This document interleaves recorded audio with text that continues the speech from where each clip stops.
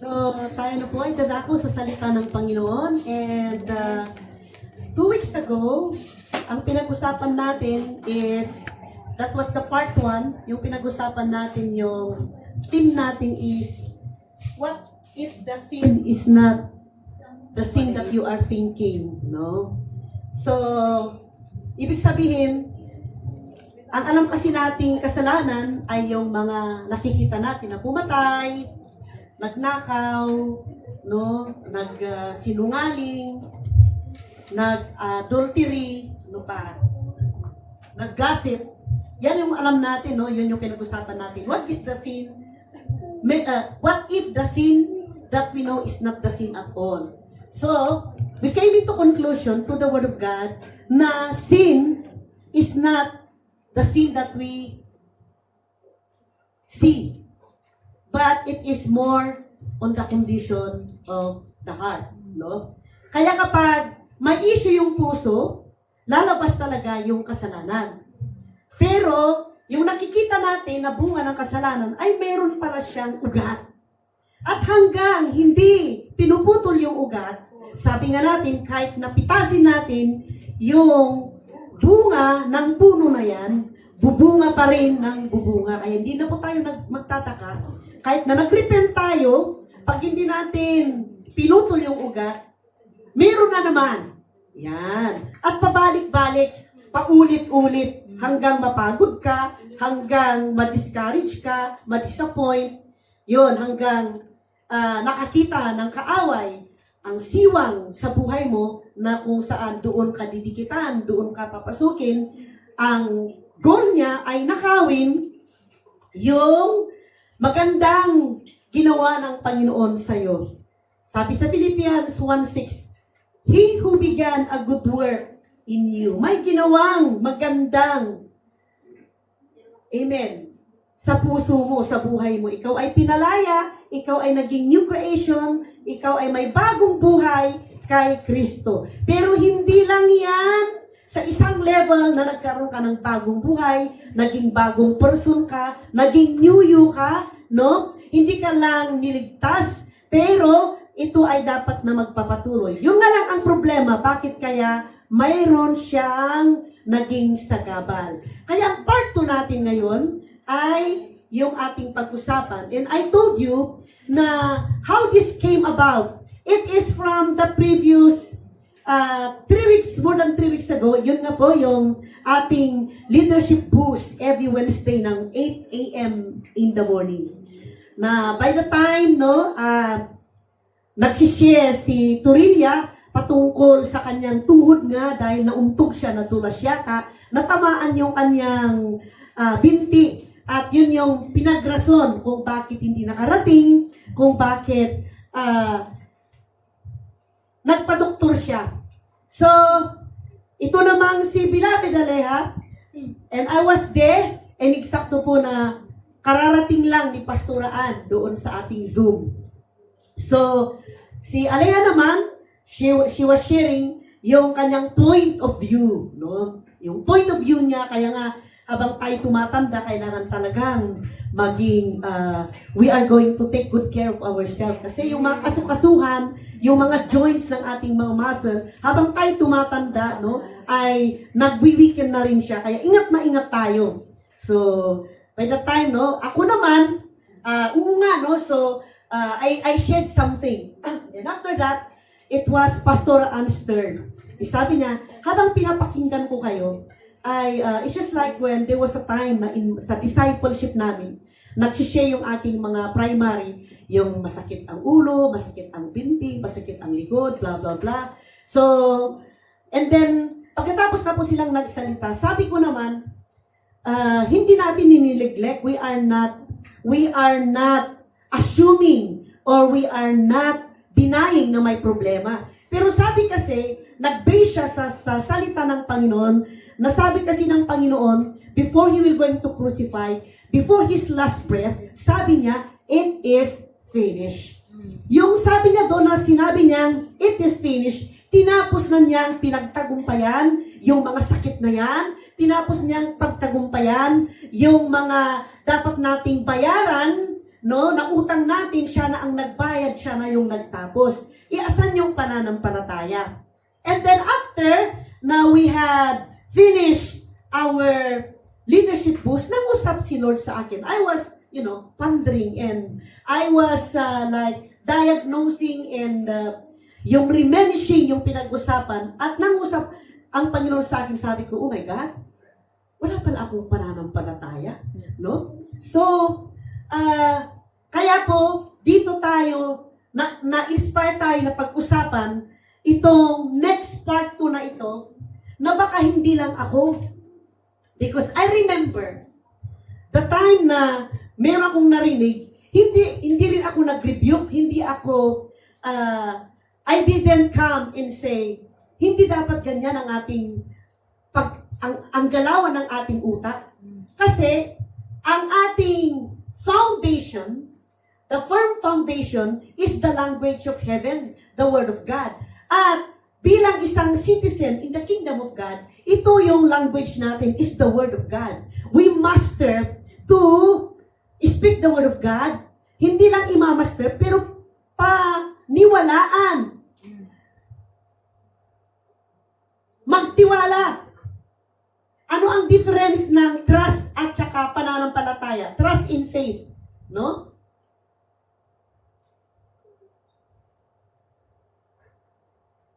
You have faith in the Word of God. You trust the Word of God. Pero bakit parang hindi tayo nagtatiwala sa salita ng Panginoon? So one time, sabi ko na mag-evangelize tayo. So may nagsabi, alam mo, pastora, mahirap mag-evangelize. Tapos hindi ako, when you are not saying something, it means to say, nakipag-compromise ka. No? Because hindi ka nag-butt-in na mag-rebuke or mag-correct sa word ni Lord. Kasi ang basihan natin, yung word ni Lord, yan yung language natin. So sinasabi natin, mahirap mag-evangelize. Like for example, sa ating mga dalawang brother here, mahirap mag-reach out. Yan. So dito say, meron na talaga tayong kasalanan at yun yung ating pag-usapan. Our theme for today, nung last Sunday, is yung 2 weeks ago, what if sin isn't what you think it is? Yan yun. Paano yung kasalanan, hindi yung mga iniisip natin. Kasi ang iniisip na natin, it's about yung nagnakaw, nagchismis, nagpatay. Pero more than that. So, ang part 2 natin, the sin nobody talks about. What is that? Yan po yung sin natin. The sin nobody talks about. What is that? Do you have any idea?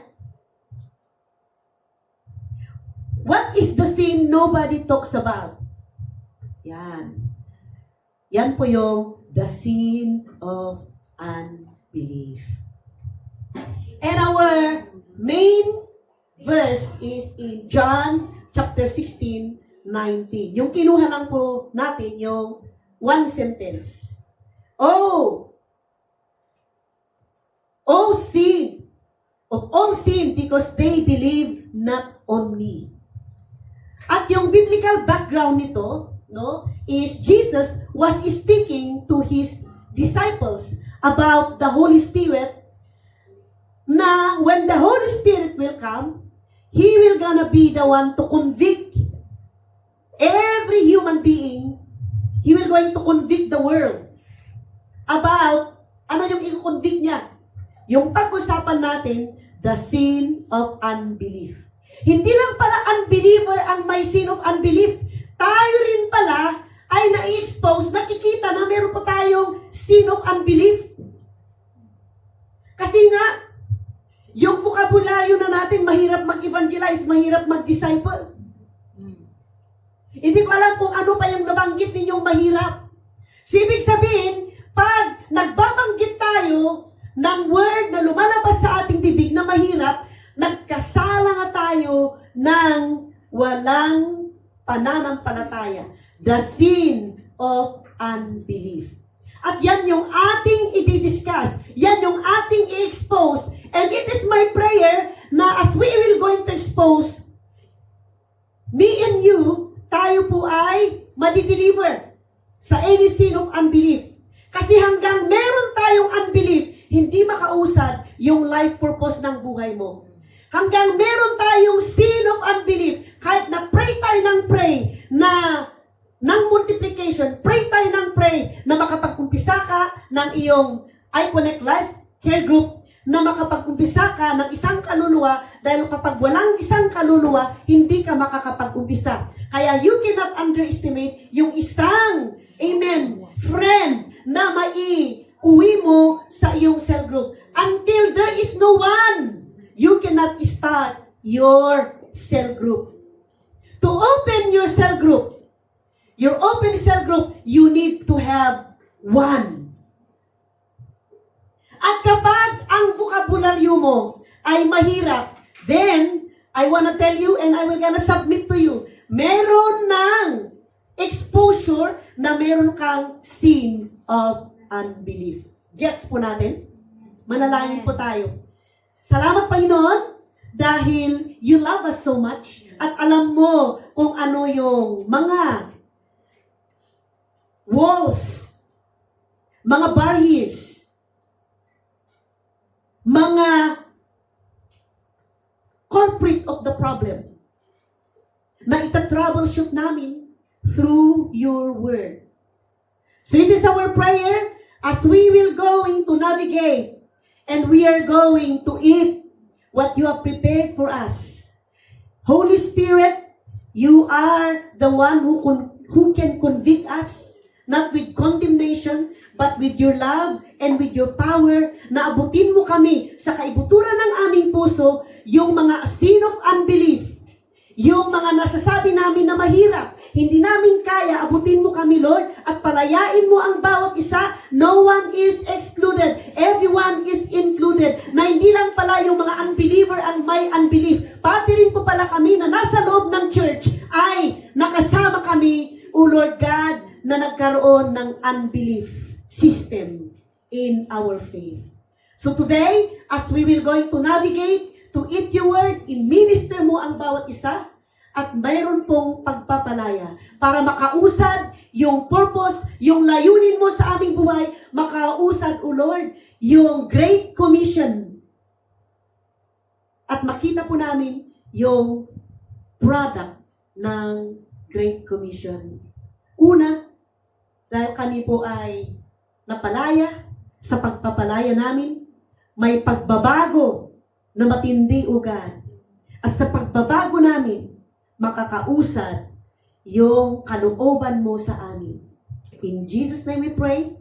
Amen and amen.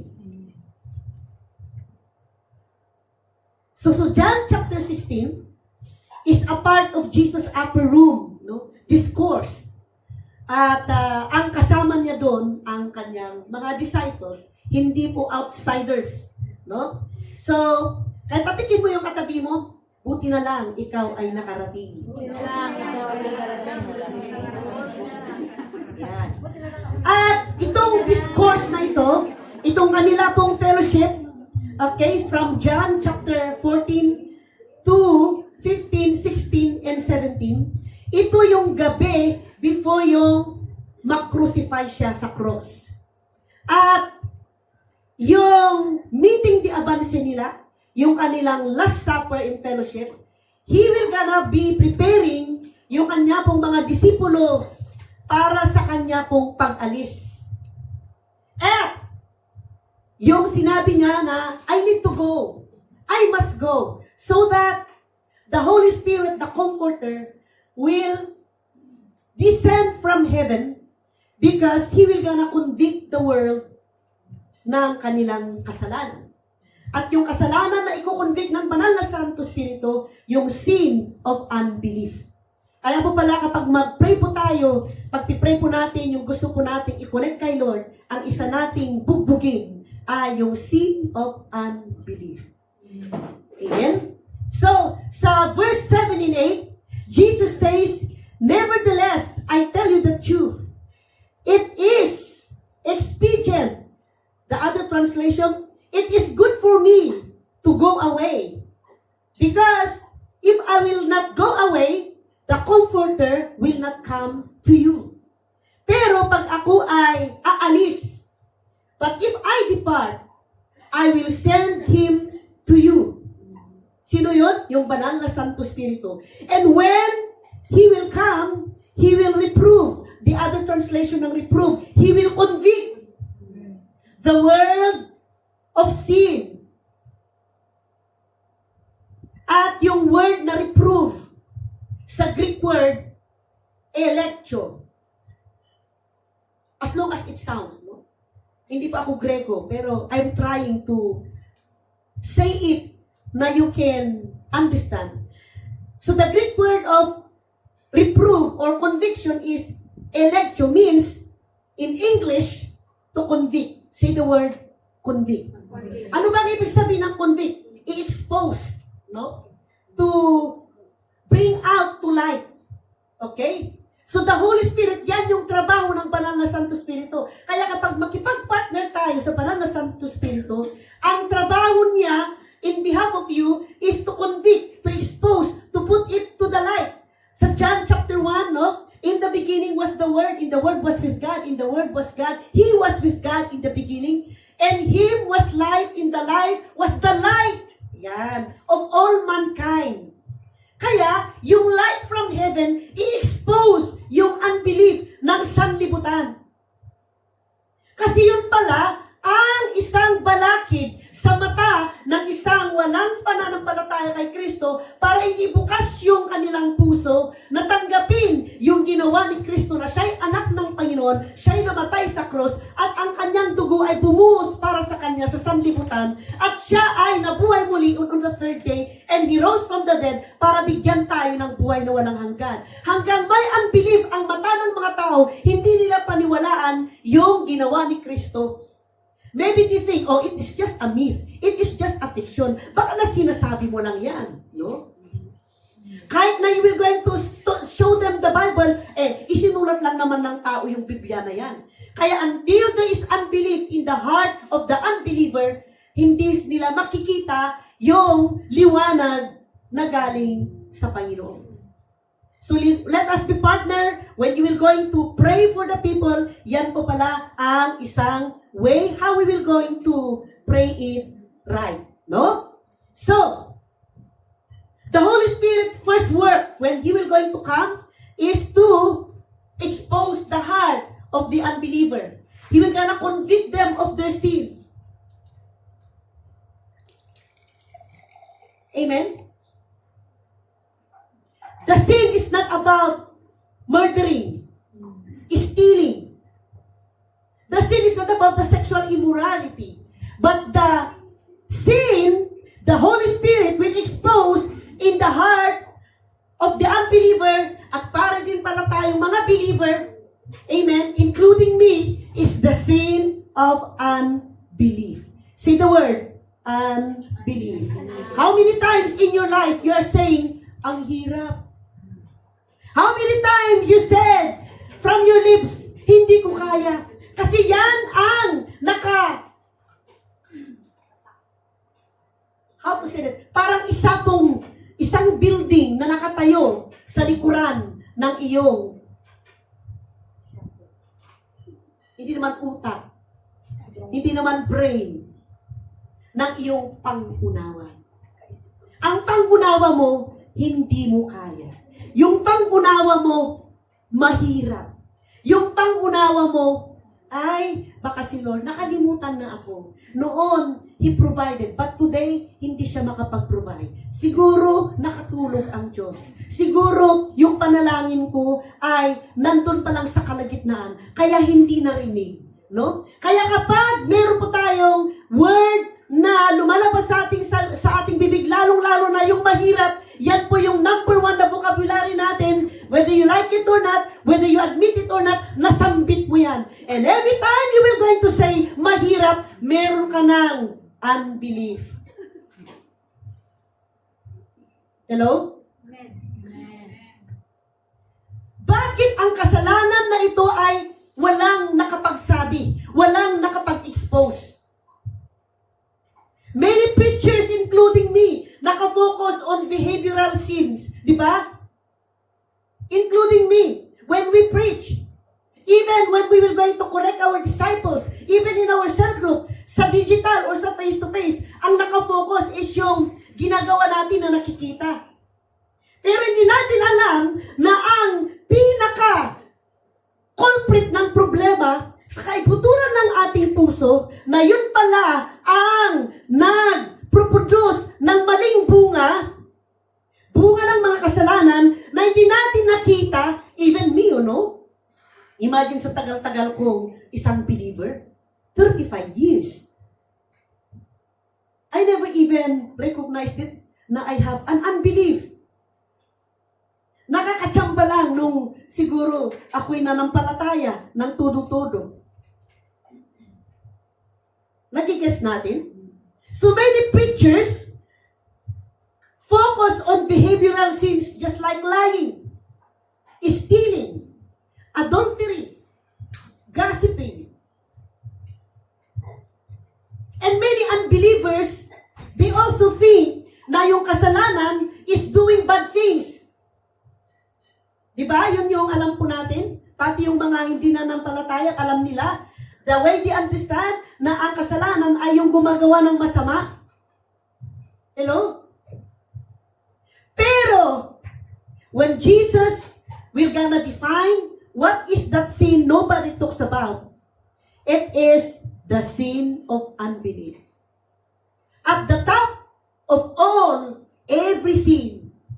Because if you don't believe, for the unbeliever, if you don't believe on Him, who is that Him, Jesus Christ, no amount of moral reform can save you. Kahit na, ngayon habang sa Facebook, doon po sa airport, habang nagmamasid ako sa mga tao na dumarating, yung mga Inchik, Taiwanese, lalong-lalo na from the mainland China, na they are copying yung mga Korean celebrity. So, may mga nagparitoke, nagpa-lift up ng subil. When we say subil kasi sa Ilocano, yung lips, nagpa-pouty lips na parang si Angelina Jolie. Nagpatamos ng ilong, may nasubrahan na parang tulis na pwede kang matusok, May nagpalaki ng mata na habang gumamit ng mga makeup at nakakatakot na makeup na hindi mo alam kung ano pa to. So, anyway, sometimes you want to become beautiful, but you gonna become more stupid, Na you want to become beautiful kung ano na yung pinagkakagawan mo sa mukha mo, So, as I was watching them, kahit na anong klaseng gawin natin sa external part ng ating katawan, pero kapag hindi na iayos sa loob, pangit pa rin ang kinakalabasan. Amen? Are you there with me? So, ano ba yung gustong sabihin ng Panginoon from this passage to us? God is revealing a radical truth. Dahil dito po ako na-enlighten. From that fellowship, magpasalamat po kayo dahil when you pray for me, God speak to me, So, that's why I know that you're praying for me, and of course, I'm also asking God, ipakita mo pa kung ano yung dapat kong baguhin sa aking buhay, and by making me also sensitive sa mga narinig ko at mga nakikita ko, and I will gonna be reflecting on myself, marami talagang correction. And I thank God for correcting me. So, mean to say, magpasalamat kayo dahil ang pastura ninyo ay teachable. Yan. Disciple, At saka flexible. Yun. Not ng bone. Praise the Lord. Ay nasa atin. Because I want to learn. I want to improve. I want to become, na you can also be proud of, na yan ang pastura ko, So, kagaya po nung tayo na-invite sa anniversary ng PCMC, ay meron tayong di-disciple noon at minintor. At yung mga hindi po nakakarinig ng mentoring at discipling from other church, may tumawag din sa akin na nagpakilala doon.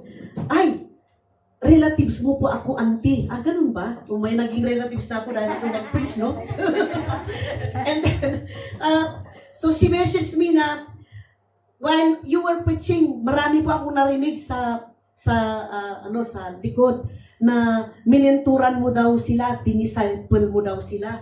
At pwede po rin po ba kaming magpa-mentor at magpa-disciple sa inyo? So I don't know kung ano yung mga good comments. Siguro, si Per tumawag sa akin. Alam mo, Nanang, grabe po yung to God be the glory. So ibinabalik natin yung glory kay Lord. So, sabi niya, alam mo, Nanang, habang nagpipreach ka, so maybe, nangusap talaga yung topic natin no, sa bawat puso ng mga tao. Di sabi nila, ang grabe, first time kong makarinig ng ganyan. Sino yan? Kasi first time din po tayong na-expose na we don't usually have fellowship with other Filipino local churches. Sabi naman ni Pearl, uy, Nanang ko yan, mentor ko yan, siya yung nag-disciple sa akin. Okay, praise God.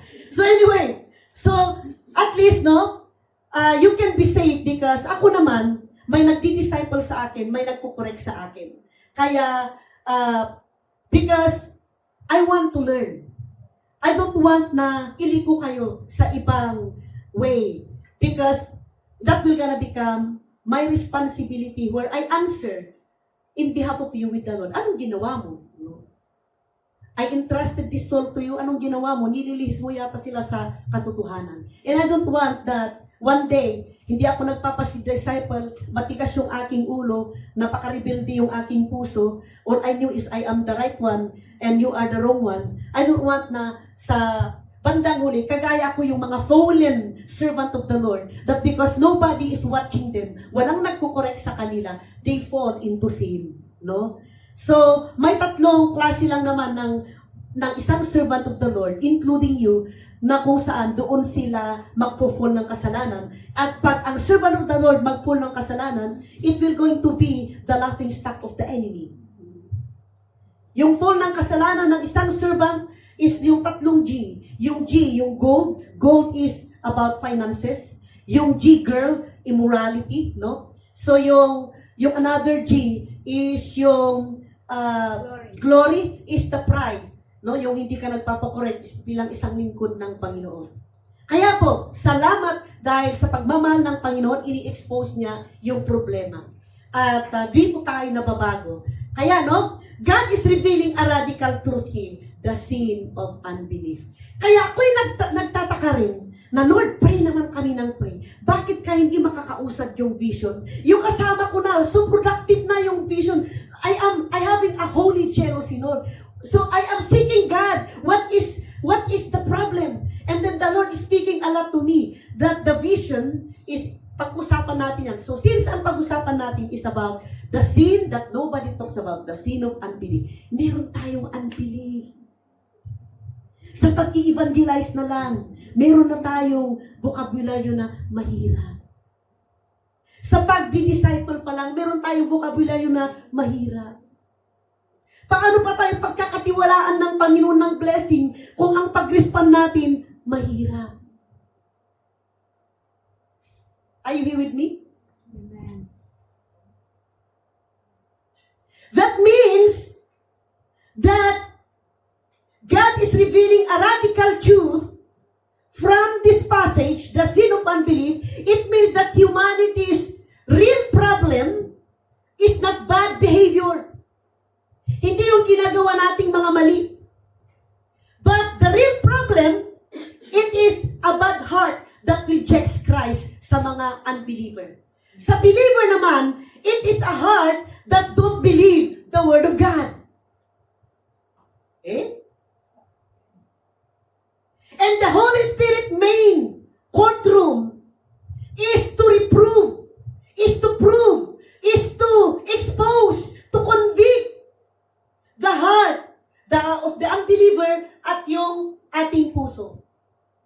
What is that sin? That nobody talks about? The sin of unbelief. Sabi unbeliever, until you believe on Jesus, every good thing you do ay wala pong saysay. Sa mga unbeliever, kahit na you will going to do good thing to other people. You give alms to the poor. Tumulong ka sa mga may nasalanta. And you thought that it will going to be recorded in the book of your life. And you thought that by helping others, mapupuno yung good things, that yan yung way para ikaw ay masave. But our Bible says, for it is by grace we have been saved. It is not by works, so that no one will gonna boast. It is the work of God. Ano yung work of God? Siya'y namatay para sa iyo. Amen. Binayaran niya yung utang mo. Pinalaya ka sa kasalanan. He did that 2,000 years ago. And if you have sin of unbelief, whatever good intention you will have, it will going to become irrelevant.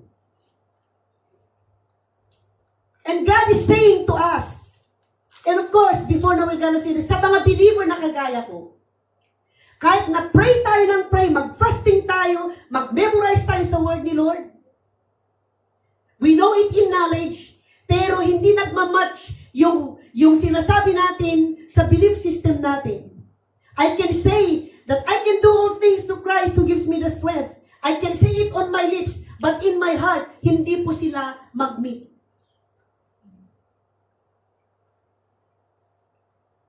Are you here with me? Amen.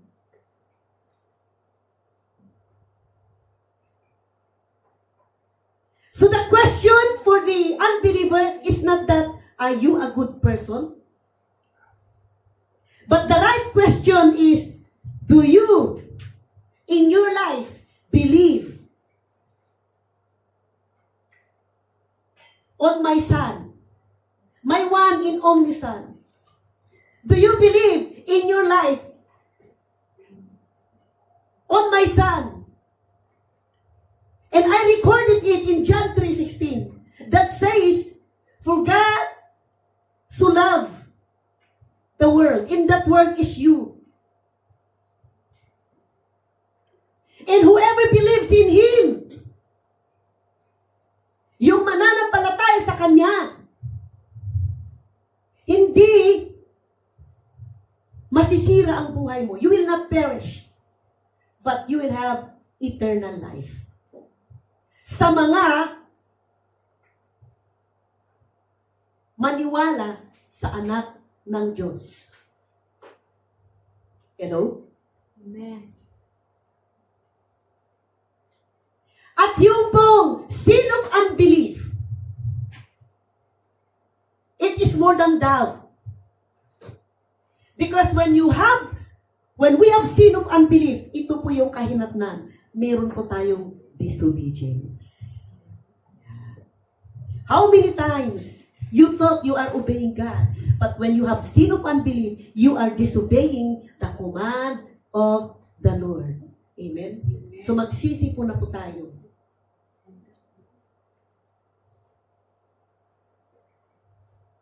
And the only powerful person who can expose that, not with condemnation, not with guilt, is the work of the Holy Spirit. Unbelief, He will going to expose our unbelief. It's just like what He said in John chapter 16, from verse 8, 9 to 10. And 1 John 5:10. Pakibuksan mo nga iha yung 1 John 5:10. At ano ang consequence ng unbelief? May consequence ang unbelief. May consequence yung unbelief. Remember, when we have an unbelief, we have a disobedient heart. When we have a disobedient heart, we have a hard heart. When we have a hard heart, we do our own way. How many times you do your own way? Because you have sin of unbelief.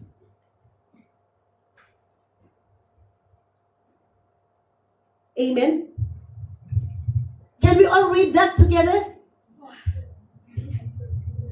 Read it out loud. Whoever believes in the Son of God accepts this testimony. Whoever does not believe, God has made him out to be a liar. Because they have not believed the testimony God has given about His Son. Hallelujah. Yan po siya. Amen. Whoever believes in the Son of God, accept this testimony. Whoever does not believe, God has made him out to be a liar. Mga kapatid, ang gusto kong i-point dito, for both unbeliever and believer, the day or the moment we have a sin of unbelief, we are not just disobedient, but we are telling God, hey, you are a liar. Nagsisinungaling ka. The moment we will always say, ang hirap. Meron na pala tayong hard heart. Yung klaseng hard heart na yan, a disobedient heart. And what is the unbelief consequences?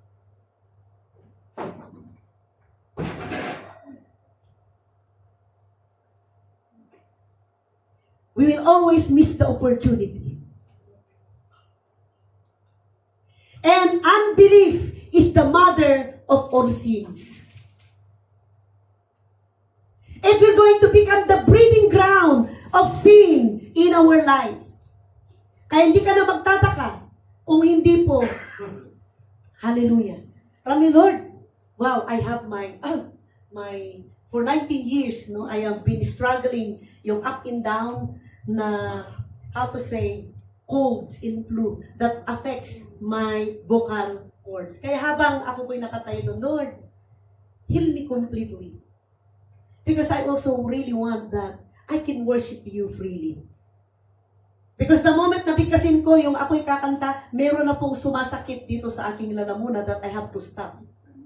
At pag ipinilit ko pa, it will going to, how to say, yung mag-hoarse voice na. So there is 3% that is not yet healed. At yun yung aking dindin. At kailangan natin ng daring faith to believe. Amen? Amen.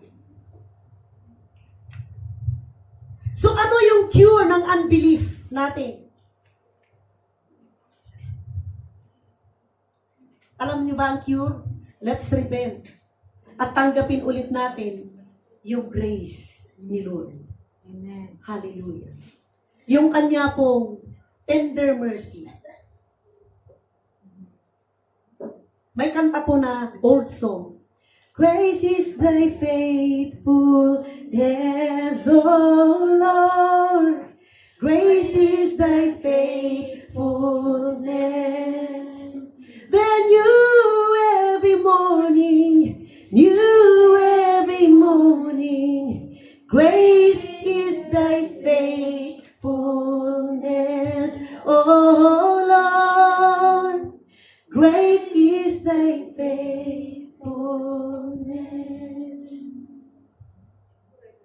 Kaya po yung point number 1 natin, ano ba ang definition ng unbelief? It is more than doubt. It is disobedience. Okay? At yung atin pong point number 2, it's only the unbelief is being exposed. Who will going to expose it? The Holy Spirit. Napag-usapan na po natin yan.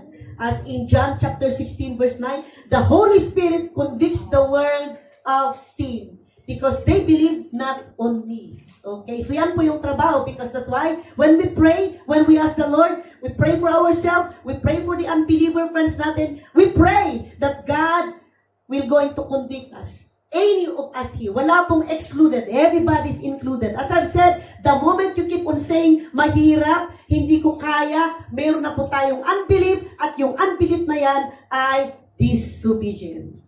Amen. Amen. Disobeying, hindi tayo nagpapasakop, hindi tayo nagtitiwala, wala tayong pananampalataya sa pangako, sa command ng Panginoon. Nothing, absolutely nothing is too difficult for thee. Jeremiah 32 verse 17. You see, nothing is too difficult for God daw. At in Luke chapter 1:37, no, the angel tells Mary, for God, nothing is impossible. Pero ito, napaka-impossible, Lord. Para namang, hindi ko ito mabayaran.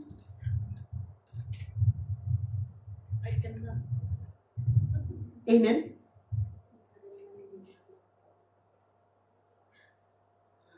At alam mo ba ang reason when we have an unbelief? That is the root of the sin na yan yung mother of sin.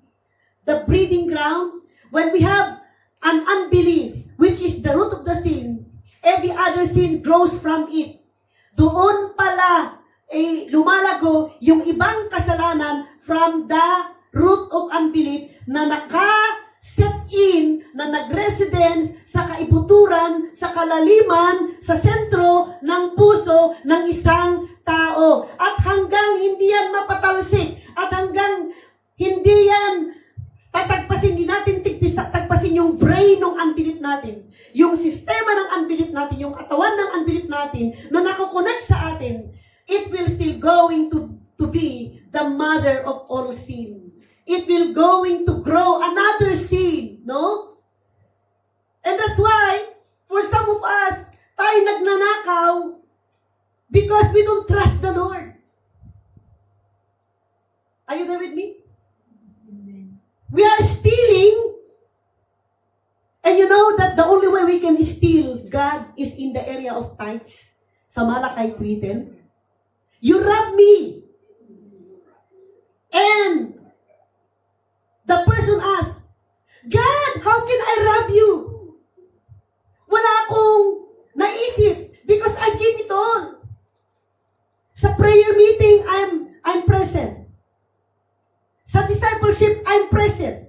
Sa cell group, I'm present. Every event, I'm present. Every activity, I'm present. Sa worship practice, I'm present. Everything, I'm present. Ako yung nagluto. Ako yung naghugas. Ako ang nagpakain. Ako ang nag-set up ng upuan. Ako yung nagtrabaho dito. Naglinis sa toilet. Naglinis sa stage. Lahat nilinisan ko. Lahat ng mga butas sinungkit ko. I clean it all.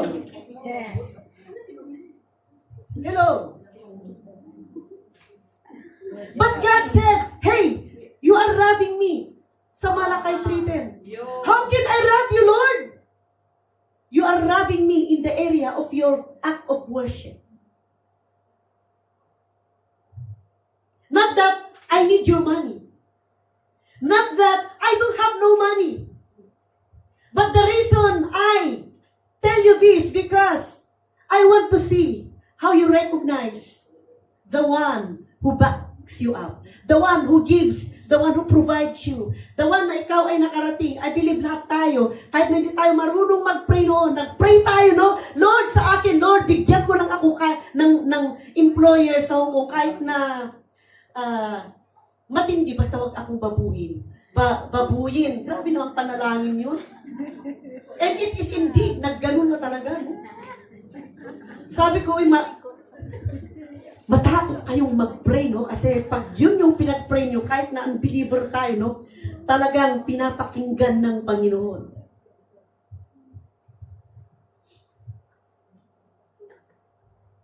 Wow. Hello po?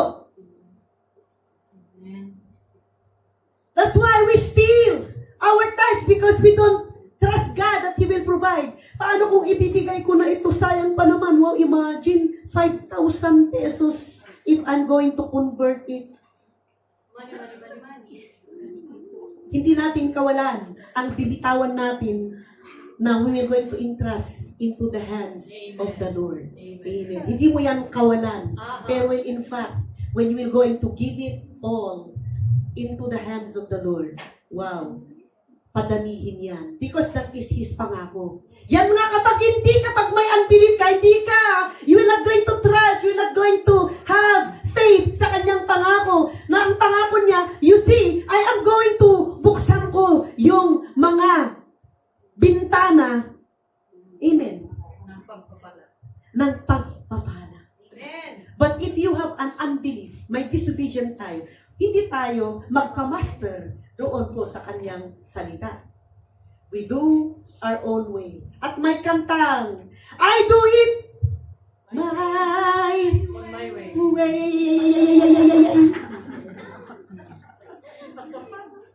Amen. We lie because We don't trust the truth that God can protect us. Ay, ano? Umuulan. Malakas yung ulan. Nakakatakot. Magbanlasiw. Nagsinungaling tuloy tayo. Pero pumunta ka naman sa park. Yun. Ang matindi, nag-FB pa naman. You don't lie to me, but you lie to the Lord. You lie because mahirap. You lie because nakita mo yung ulan. You lie because you don't trust God that He can protect you on your journey to come to church. Amen? You commit adultery because you doubt God's design is good.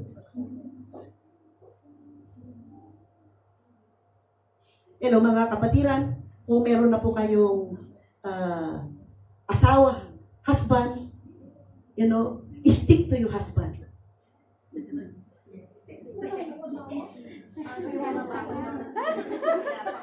At yung mga naman, single pa, serve the Lord. He will gonna be the one to deliver your Isaac, your Jacob, your Abraham. Amen?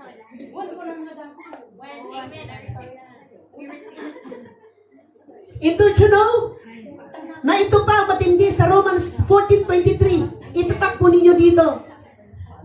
Sabi niya, whatsoever is not of faith. Kung ano daw, pag wala kang pananampalataya sa salita ng Panginoon, sa sinabi ng Panginoon, sa pinangako ng Panginoon, sa mga salita ng Lord na binitiwan ng kanyang bibig, is kasalanan. Ang kasalanan na yan is sin of unbelief. And don't you know that when we have an unbelief, we are insulting God's character. Kaya sabi ko, Lord, kaya ako na po ay naunang nagsisi at nagrepent. Sumunod naman na kayo. Amen? Hallelujah! Kaya po, when nagsisi tayo, yun yung God spoke to me, yung Joel chapter 2:25, that He will going to restore the wasted years that the enemy has eaten. Imagine, pagbasahin po ninyo yung Joel 2:25, matatlo palang klase ng locust. May eating locust, may crawling locust, at may jumping locust na kumakain dahil meron tayong naging sin of unbelief. But thank God, because of His grace and mercy, pag mag-repent po tayo, ang pangako niya, I will restore sevenfold! Wow! Do you believe that now? Will you believe? We need faith to believe for His promise. Hallelujah! And before that faith will come, patalsikin mo yung unbelief sa kaibuturan ng puso natin. Hanggang meron tayong sin of unbelief, it will gonna be the mother of disobedience, and disobedience may consequences po. Ang sabang consequence ng disobedience, it makes our heart to be so hard. Amen.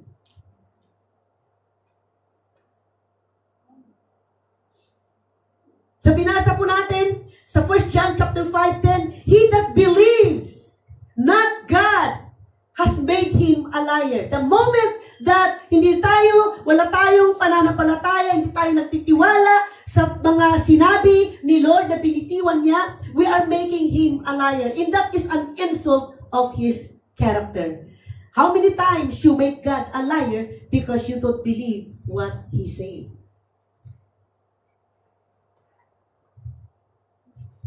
Pangatlong consequence ng unbelief. Unbelief blocks every other solution. For example, a doctor can diagnose a disease.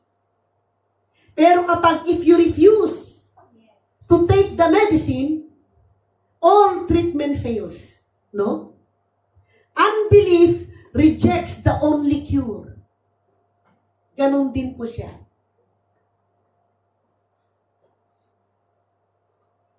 For example, let's say, a house is on fire. Tapos dumating yung firefighter. Itinapon yung napakahabang ladder para yun yung way that you can be safe.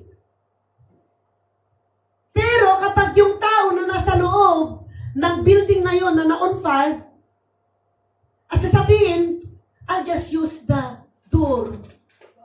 No? That's unbelief. See? Unbelief is rejecting the only escape. How many times you rejected the offer of the Lord because of unbelief? Hello? Yung number 3 po natin, unbelief consequence, the only sin that leaves you condemned. So ang consequences ng unbelief ay the only time that you will going to feel condemned. John 3:18. He that believes on Him is not condemned. Wow. Ang isang tao na walang pananampalataya kay Jesus, makukondem ka. Yan. But he that believes, pero yung may pananampalataya at naniwala, hindi ka makukondem. Hello? Condemnation is not a future sentence. It is a present state. It means, hindi bukas, pero ngayon. Para sa mga unbelievers are not waiting for judgment. The moment that you deny Jesus, you are already being judged. Yan yung immediate condemnation, hindi po futuristic, pero now. Hello? Sa Hebrews chapter 3:19, so we see that they could not enter in because of unbelief. Ito po sina Moses at saka si Aaron. Meron pong nangyari by the time na they don't believe God. They do it their own way, no? At one of the kay Moses is yung when he said, "You will gonna speak to the rock." Pero ang ginawa niya, he hit the rock with his tungkod. At yan yung isang reason bakit nalaglag siya. Even he is the leader of the nation of Israel, but then nasilayan lang niya yung promised land. Hanggang sa threshold lang ng promised land ang nakita, no? Nasa threshold, dito yung boundary. At nakita lang, hindi nakapasok. Ang nakapasok lang because of their obedience is si Caleb at saka si Joshua. Imagine, yung first generation na nag-travel all the way from Egypt into the wilderness ay si Caleb at saka si Joshua. And the rest of the 6 million Jews, including Moses, hindi nakarating. Kaya hindi natin natatamasa yung bunga ng pangako ng Panginoon because we have sin of unbelief. Kahit na pray tayo ng pray, I tell you, I'm not saying that you will not pray, pero kapag we don't put faith into action, where we believe the Word of God sa ating mga believer, it will not going to materialize. The promise will not work. Because only when we believe that the promise will go makausad. Because sabi sa salita ng Panginoon, in Hebrews chapter 11, 17 yata or 1, okay, tignan po ninyo, faith comes by hearing. Ano yung narinig mo? Na pinaniwalaan mo? Faith comes by hearing, and hearing the Word of God. Iba yung nabasa mo. We call that the Logos Word of God. The Logos Word of God is the written Word of God. Yung faith comes by hearing from the written Word of God. When the written Word of God ay naging living bread, yan yung nagrema sa'yo. Yung nagrema from the written Word of God, yun yung naipaunawa sa'yo na napawaw ka na, ay, ganun pala. Na meron pong nagpalaya sa puso mo, na naintindihan mo. At yung naintindihan mo, doon ka nagsubmit kay Lord, now I know. Kaya hanggang written Word of God lang tayo sa Logos, hindi makakausad. Meron tayong laging sin of unbelief. And God wants to, by His grace in mercy, He wants the church, you and me, yung mga unbeliever, kung meron pa dito na hindi ka tumanggap kay Kristo, dahil meron kang sin of unbelief today, palayain mo na yung puso mo by the grace of the Lord. Amen? Because life is unpredictable. I will gonna tell you, my friend and a sister kilala po ninyo, some of you kilala niyo si Pastora Jet, no? She is the coordinator of the church where I grew up. At I've learned a lot from her. She is very strong in one-on-one evangelism. At doon po ako nakapulot sa kanya kung paano mag-follow up. And I watch her what she do. At some of the things that I learned from her is yun yung na-impart pala niya sa akin. And few days ago, from one of our church member, post siya ng post at nandun yung aking picture kaya nag-comment ako, nakalkal sa baul. And I never realized na she posted a lot of picture ng mga group na nandun si Pastora Jet. And then 2 days ago, yung daughter niya na si Alice, sabi niya, it was just a sad moment, Mom has gone home with the Lord. Ha? So nag-click-click ako talaga? And then few days ago, my cousin, because she's attending to this church, si Pastora Jet ang pastora niya, sabi niya, ating pastora, I never realized na yan na pala yung last day mo. Kumain pa naman sila at nag-meeting na mayroon din pala silang basking evangelism doon po sa plaza, we call it plaza, in Baguio, na kung saan doon nagtitipon-tipon yung mga tao nagtumatambay, and they take that as an opportunity na sila po'y mag-evangelize. At they are having a meeting that next Sunday, or something like that, I don't know, we were going to go to evangelize. At yun na pala yung last day niya. And my sister asked me, how did she die? No idea. So I just assume na na-cardiac arrest. But the good news, amen, I know, we knew where she will gonna go. But how about you? How about us na mayroon pong unbelief na hindi natin tinanggap si Kristo? Today, hindi aksidente na ikaw ay nakarating. Kung hindi ka pa tumanggap kay Kristo, today is the day. Huwag mong ipabukas. Huwag mong ipasataon. Because you don't know your life. Dahil ang atin pong, the reason that we are not stopping preaching, because one day we will gonna die. Ang tanungin mo, saan ang aking destiny? Because you are not a hayop, you are not an animal. An animal, meron po siyang katawan at kaluluwa. Pero ang tao ay may katawan, kaluluwa, at espiritu. And one day, yung katawan at kaluluwa mo, it will gonna go back to earth. Pero yung espiritu mo, dalawa lang ang destination, sa heaven at sa impyerno. Heaven and hell is real. Hindi po yan myth, hindi po yan kwento-kwento. Totoo. Dito nga sa lupa, kahit na wala pa tayo sa real na impyerno, kapag mayroon na tayong pinagdadaanan, parang impyerno na, di ba? And how much more sa real na impyerno? Sabi doon, masusunog yung katawan mo. Because one day, both believer and unbeliever, makakatanggap pa tayo ng katawang lupa. It was spoken in the book of 1 Thessalonians. Makakatanggap tayo ng katawang lupa na yung mga hindi tumanggap kay Kristo at masusunog yung katawan na yan para maramdaman mo yung hapdi. Amen. Tayo naman na believer na namatay kay Kristo at when He will gonna come back to meet us, we will going to receive a new body. That it will not going to experience aging. Hindi po siya magre-wrinkles, hindi kakalawangin, hindi magkakasakit. Yung original design ng Panginoon before the sin will come, it was being restored because of Jesus. Today, wag mong hintayin. Because when you die, no hope. Sa atin namang mga believer, today is the day. Pag narinig mo ito, how many times you are going to evaluate at i-remanage mo yung many times na sinabi mo, mahirap. Kaya dahil sa mahirap, hindi ka go out from your comfort zone na mag-share sa Word of God dahil nakikita mo na mahirap, nakakatakot, nakakahiya. Nakinig ka na sa takot, no? Hindi ka na makapagsalita dahil sa takot, dahil sa ugyat.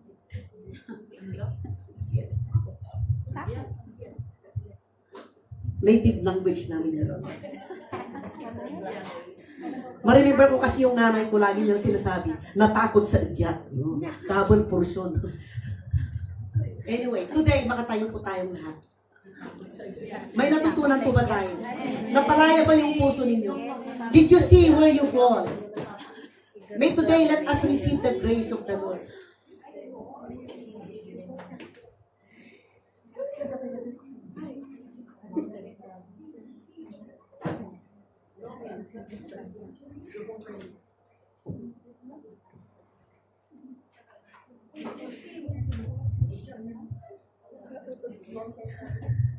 As we are going to apply this lesson, ano ang gusto ng Panginoon na gawin po natin?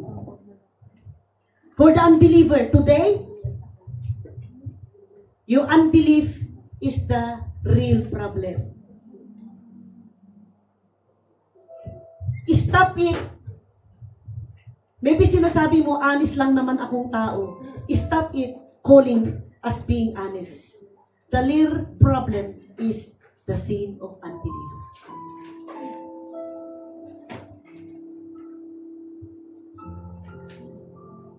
Renounce that self-righteousness. When you are thinking, okay lang naman na I will gonna do good works.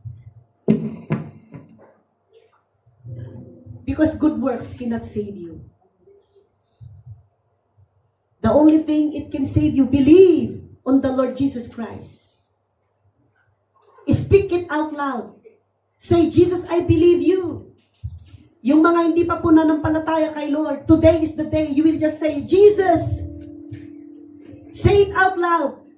Not on the top of your lungs, but on the top of your voice.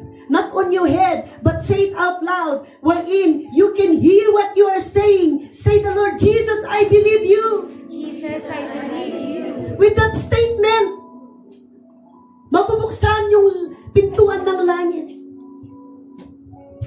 It is not just about repenting of sin. Because when you say, Jesus, I believe you, yung next na mangyari sa'yo ay yung pagbabago ng buhay mo. How do you know na talagang nag-sink in na ikaw ay nanampalataya kay Lord? May pagbabago sa buhay mo. Kahit na I will gonna lead you into sinner's prayer, kung hindi naman nagbago ang buhay mo, what does it mean to you? But when you say right now, Jesus, I believe you. Can you say it? Jesus, I believe that you are the Son of God. Say it out loud. Jesus, I believe that you are the Son of God. I believe you, Jesus, that you died for my sin. That you died for my sin. I believe you, Jesus, I believe that you died and rose again to give me to give me eternal life. I believe you, Jesus, that your blood shed for me, bread for you, to redeem me, to forgive me, to justify me, to sanctify me, to deliver me, to wash me clean. I believe. When you say that in your heart, born again ka, kapatid.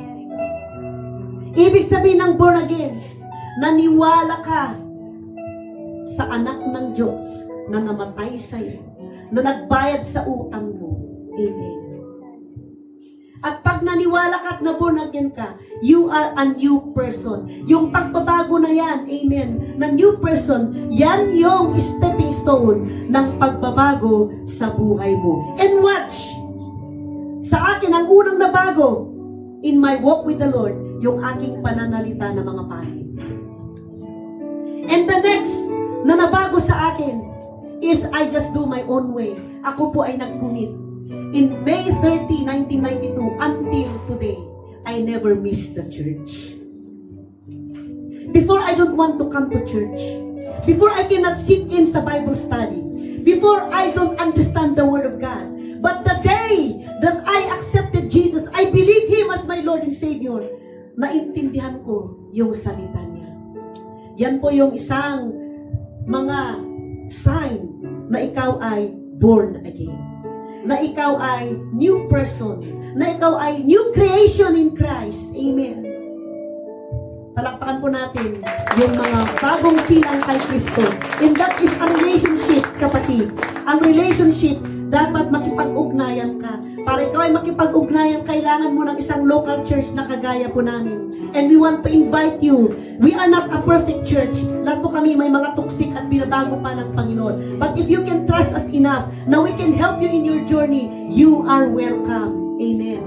And we would like to connect you sa amin pong I-Connect Life Care Group. We call it Open Cell Group Meeting, na kung saan mayroon pong ate na magbabantay, na magdi-disciple sa inyo. And I would like to encourage you na maging active ka sa cell, because in the cell, diyan ka matututo kung paano ka mag-serve, magpatawad. Diyan ka matututo kung paano ka mag-pray, paano ka magsalita. Kung mahiyain ka, matututo kang magsalita. Amen. So that's why, the moment you're going to stand in front, hindi ka na mahiya. Magsalita ka na. At marami pong mga na-train na na-disciple sa cell. Because in the cell, ang pinag-usapan po natin is the Word of God na nagpapatino sa ating buhay. Praise the Lord. At sa mga believer naman na kagaya ko, mag-repent po tayo, and that is between you and God. Today is the day, wag mong ipabukas. How many times you have the sin of unbelief? May disobedience para tayo. Let's cry out to the Lord. God, forgive us. Hindi ko po napansin. Hindi po namin napansin na mayroon na pala kaming hardening of the heart. Where hindi na namin may issue na po kami. Now we are escaping. We have the escaping goal. And we thought that we are believing your word. But when a circumstances will going to strike us, it shows the color of our heart. Today, hindi pa huli ang lahat. Because you love this church. You love each one of us. You love me as much as you also love every leaders here. At everyone here, Lord. At gusto mong mapalaya kami para maranasan namin yung overflow ng mga pangako mo sa aming buhay. At hanggang hindi namin i-deal yung real problem of our heart, the sin of unbelief. No matter how prayer we will going to give, no matter how tears we yielded, your promise won't work. Because your promise will only work when we have faith. Faith comes by hearing, and hearing by the Word of God. Lord, tulungan mo kami na makat off yung sin of unbelief, yung umbilical cord ng sin of unbelief, yung sin of unbelief na parang building na tumayo at the back of our mind, na naging stronghold. At itong stronghold, we always say, mahirap, hindi ko kaya, hindi ko alam. Today, Lord, we repent. Teach us to repent. Hindi lang sa oras na ito. Even sa pagbabalik po namin, when we will going to have our private moment to you, kausapin mo kami. I-deal mo kami, Lord, para kami ay mapalaya ng todong-todo. Dahil alam po namin na ibubuhos mo yung pagpapala ng spiritual growth. Yung pagpapala na kami po ay maging healthy, mag-grow, at mag-multiply. Thank you, Holy Spirit, for your love. Thank you, Holy Spirit, for the deliverance. Thank you, Holy Spirit, that when we understand and know the truth has the power to set us free. Thank you, Lord, that you are doing great things. Thank you, Lord, that when we repent from our unbelief system, magkakaroon po, there is a breaking ground. Yung breaking ground na yan, na nag-crack-crack, it will going to become the open door of our deliverance. Yung deliverance na yan, Lord, it will going to resolve na paguhin mo kami. You will going to cleanse the church. Kung ano yung mga mother, yung unbelief which is the mother of all sins, whatever it is that we have invited, any rebellion, division, hatred, unforgiveness, offense, discouragement, distraction, any lying, procrastination, Lord, any laziness, anything, Lord, that was been invited by the sin of unbelief, na naging reason po namin na we have not even recognized it. It is just coming that we are not even, Lord, realize it.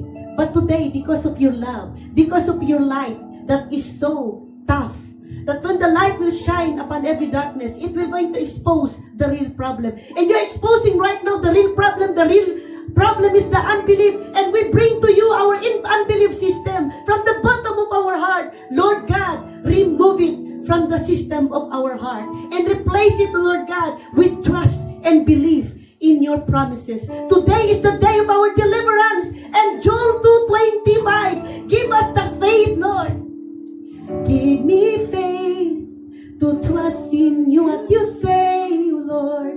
Deliver us from everything that will gonna stop us in trusting you. The seed of unbelief, so we can say, give me faith to trust in your word, oh Lord. We thank you for your love. We thank you for your mercy. We thank you, Jesus, for what you've done today, for cleansing the temple, cleansing our vessel. Thank you, Lord God, for breaking the fallow ground of disobedience na nagharden sa aming puso at pinapalaya mo ang puso namin para tanggapin pa, oh God. Hallelujah, ng buong buo ang iyong salita na may pananampalataya. And we can say, oh Lord God, oh give me faith to trust what you say, Lord God. Oh give us faith that we can trust, we can believe what you say, oh Jesus, what you say, what you say. Thank you, Lord. Thank you, Holy Spirit, for your presence. Ibuhos mo right now na maramdaman namin, Lord, na kami po ay pinatawad mo. Not in the feelings, but by faith. Because of the blood of Jesus. Hindi mo ito ipinakita sa amin para ipahiya mo kami. Ipinakita mo na may sin of unbelief kami para ma-recognize namin at maibalik namin, Lord God, before the throne. Thank you, Lord Jesus. Oh, give me faith to trust what you say. Give me faith to trust what you say. Say it again. Give me faith to trust what you say. Alam mo, kailangan po natin ng isang pananampalataya para we can believe. Joel 2:25. Dahil kapag wala tayong klaseng pananampalataya like a mustard seed, that promise will just go away. It will gonna pass into our hands. But today, hallelujah, let's cry it, God. Let's just cry it to the Lord.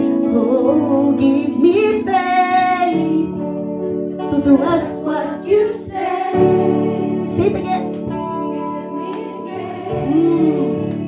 Trust what you say. Say it again. Trust what you say. Give me faith to trust what you say. Hallelujah. Give me faith to trust what you say. Oh Jesus. Salamat, Panginoon. Mag-usap ka sa puso ng bawat isa. Because today is the day. Hindi po bukas. You will gonna do it again. Deliver every heart.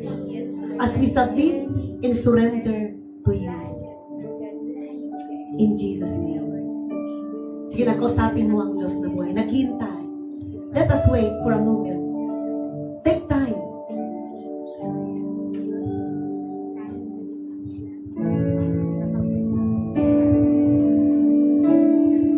Yes.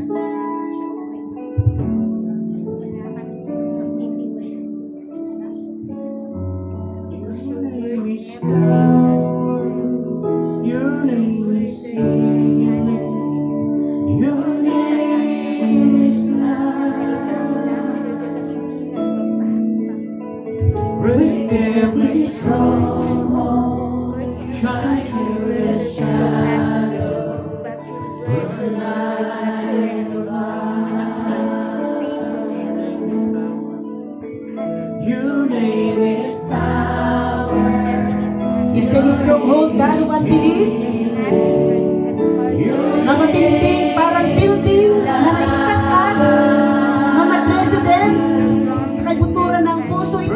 Break! Break in the name of Jesus! Every stronghold of unbelief at the back of our mind, in the system of our heart. Hallelujah, Jesus! Oh, say it again. Amen. Your name. Your name is power. Your name is healing. Your name is life. Break every stronghold. Shine through the shadows. Burn like a fire. Your name is power. Your name is power. Your name is healing. Your name is life. Break every stronghold. Shine through the shadows. Burn like a fire. Lord, we receive the deliverance in the name of Jesus. Yung pagpapalaya in the name of Jesus. At lahat yung mga crack ng unbelief na umalis, na na-dismantle, we apply the blood of God to be erased, Lord. No marks. Yung inalisan na parang when we were going to transfer the electric fan from here, dahil sa tagal na nakatayo yung electric fan, may mark na nagmarka. Same with the sin of unbelief. Yung mga marka sa iniwan niyang area ng aming puso, as we apply the blood of Christ, it will going to be erased. Hallelujah. From the east and to the west. It will going to be flushed out to the bottom of the sea. And let God ma-restore yung puso namin na we can have faith. We have faith to trust what you say. In Jesus' name. Thank you, Lord, for your touch. Thank you, Holy Spirit, for your presence. Thank you for touching and giving us hope. Thank you, Lord God, at alam po namin, we believe in trust na makakausap yung Great Commission. Because faith can only let the will of the Great Commission will move mountains. Will move the soul. Lord, marami nang makaka-open ang kanila mong open cell group meeting. You are connecting the right people, Lord. You are connecting the harvested soul that you have prepared. Because you are just waiting for your people to obtain. Thank you, Lord, for the restoration. Hindi lang restoration, sevenfold pa. At yun lagi, Lord, ang aming i-declare every minute, every seconds, every hour, maging conscious kami sa iyong pangako. Hallelujah, Jesus! Kawan, parang patapunan na ng Diyos natin buhay.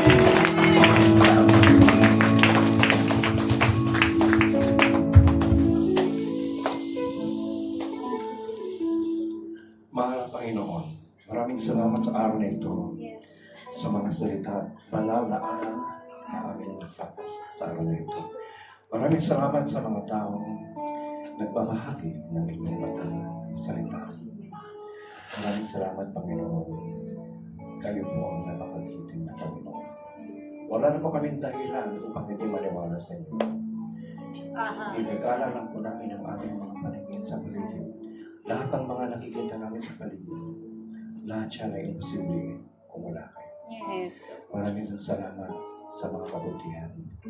Lalong-lalo na nung ipinadala ninyo ang inyong anak na sa Kristo, na nagpuwis ng buhay upang kami maakay mula sa kadiliman sa mundo ng mga hindi makatarong ng bagay sa mga pumupulo ng his na mapapapapuro upang kami ay mailigtas.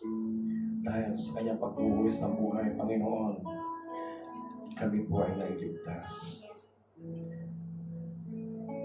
Lakas daw po kami haharap sa paglabas namin dito, sapagkat taglay namin ang sandata, ang armas at yan ang inyong banal na salita.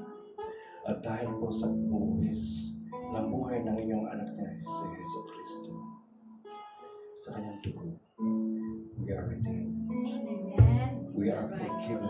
Yes, Lord. We are cleansed. Yes. We are justified. Yes. And we are sanctified. Yes. We love you, Lord, and we will be loving you always. Yes. Your one and only God. Amen. Amen. Your name is power. Your name is healing. Your name is life. Break every stronghold. Shine through the shadows. Burn like a fire.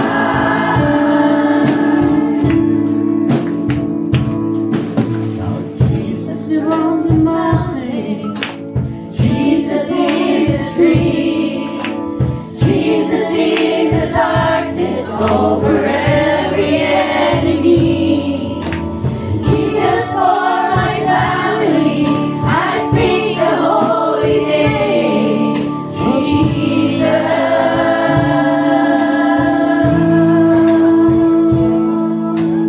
Jesus from the mountain. Jesus in the street. Jesus in the darkness over every enemy. Jesus for my family, I speak the holy name. Jesus. Your name is power. Your name is healing. Your name is life. Break every stronghold. Shine through the shadows. Burn like a fire. Your name is power. Your name is healing. Your name is Jesus. Break every stronghold. We break. Shine through the shadows. Burn like a fire. Break every stronghold. Shine through the shadows. Burn like a fire. Break every stronghold. Shine through the shadows. Burn like a fire.